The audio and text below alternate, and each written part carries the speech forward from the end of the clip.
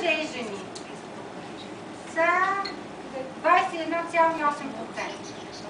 От тях като направя съотношението горе 49 към еди колко си, виждам горе-долу какъв е обхвата за моята целева група в тази аудитория.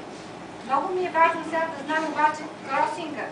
Колко от тия между 35 и 44 ми попадат тук в доход над 800 лева, ако продукта ми е скъп?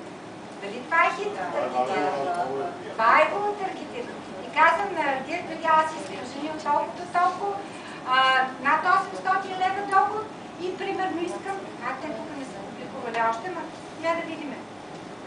Мога да кажа, които са само в София. И мога да кажа, че искам към тях да имам облъчване само събота и неделя. Или само от понеделник до петък, или само, да кажем, от 10 до 6. И ето така.